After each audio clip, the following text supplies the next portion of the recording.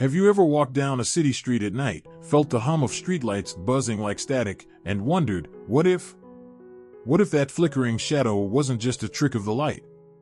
What if the whispers you hear in crowded subways aren't just your imagination? Cities are alive, you know. Not just with people and traffic, but with something older. Something that slips through alleyways and lingers in forgotten corners. And sometimes it leaves marks. Curses. Not the kind you read about in fairy tales, but modern ones, quiet, insidious, disguised as everyday struggles. That's what we're diving into today. Together, we'll unravel 7 modern-day curses haunting urban life, burnout, isolation, insomnia, and more, and how to break them. Not with magic wands or ancient spells, but with science, spirit, and maybe a little urban fantasy wisdom. Think of it as a survival guide for the invisible battles we all face. Ready? Let's start with the first curse, the one that creeps in like fog. The fog. You know that feeling when your brain feels like it's wrapped in cotton? When deadlines pile up, notifications never stop, and even your morning coffee tastes like static? That's the fog. In urban fantasy, it's the curse warlocks cast to dull their enemies' minds. In real life, it's burnout. A 2022 study found that 60% of adults feel mentally drained by modern demands, like we're all trudging through a never-ending psychic swamp. But here's the secret: fog hates light. Not sunlight, but clarity. Harry Dresden, that wizard detective from the Dresden Files, survives chaos by grounding himself, literally. He touches the earth to remember who he is. You don't need magic for that. Try this: next time the fog rolls in, step outside. Press your palms to a tree, a wall, anything solid. Breathe in for 4 counts, out for 6. Science calls it tactile anchoring. Fantasy calls it breaking the illusion. Either way, you're reminding your body, I'm here. This is real.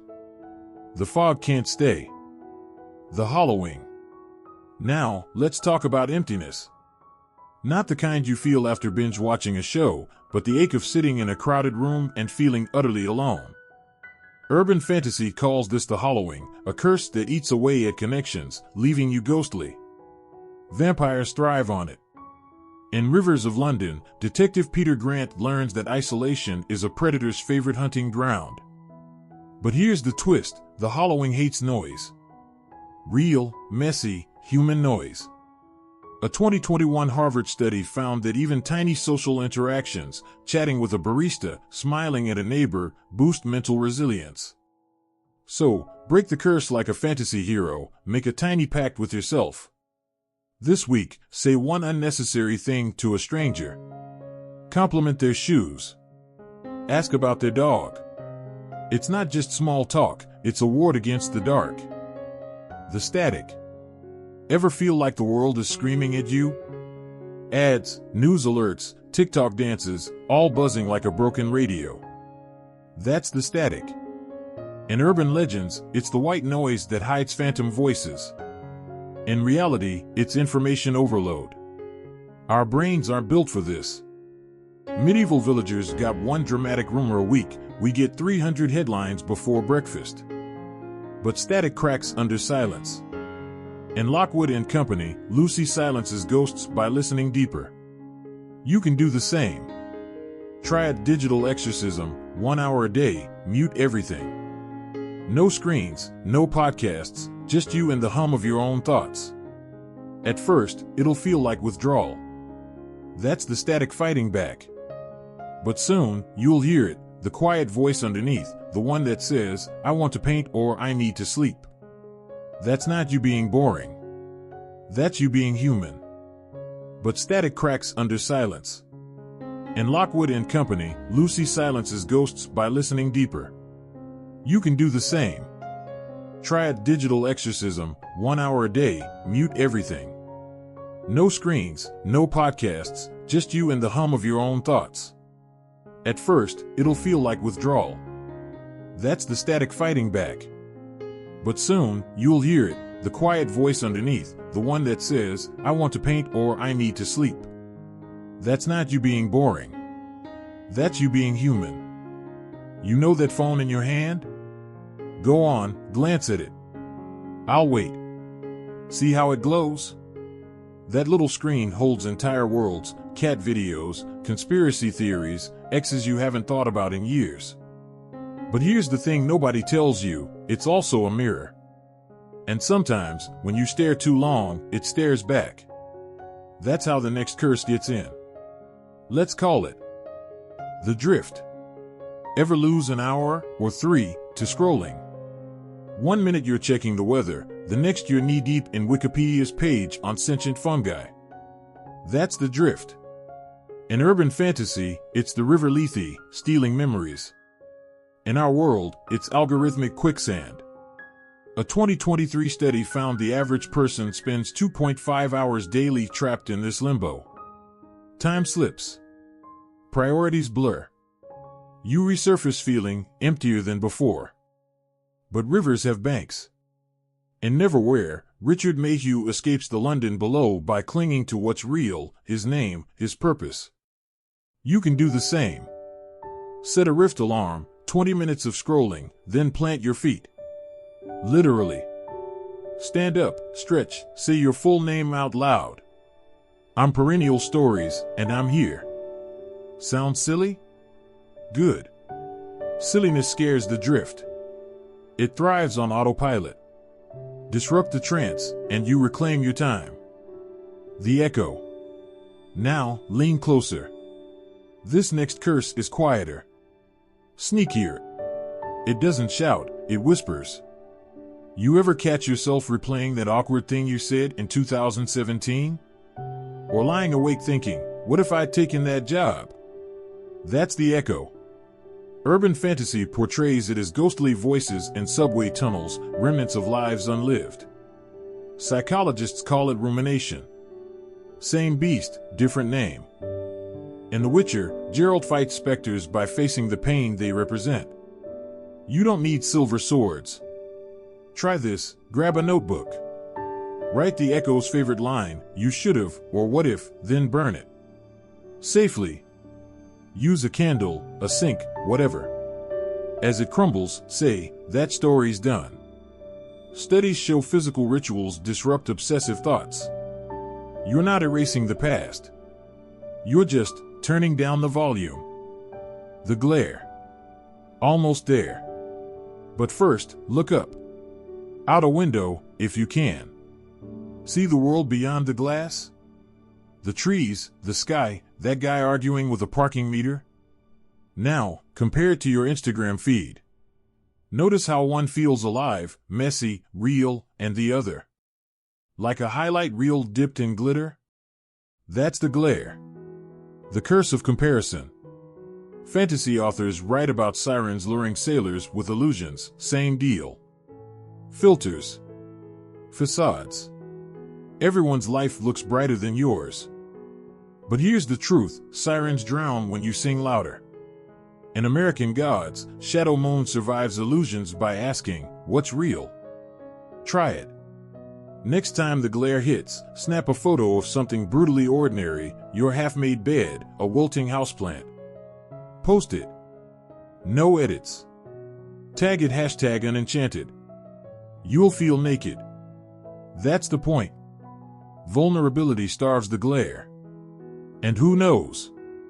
Your crumpled socks might just inspire someone else to break the spell too. 3 down. 1 to go. The last curse? It's the oldest. The hungriest. The one that's been with us since the first cities rose from mud and moonlight. It doesn't have a flashy name. It doesn't need one. You felt it, that ache for something more, something wilder, something the concrete and neon can't contain. We'll call it the thirst. And in the next part, we'll learn how to drink deeply without drowning. Let's talk about hunger. Not the kind that's solved by a midnight snack, but the ache that lingers, the one that makes you stare at city skies and wonder, is this all there is? Urban fantasy has a name for it, the thirst. In Neil Gaiman's Neverwhere, it's the pull of London below, a hidden world humming under sidewalks. In American Gods, it's Shadow's restlessness, the sense that reality is thinner than it seems. The thirst isn't a curse of lack, it's a curse of longing. A primal whisper that says, there's more. There has to be.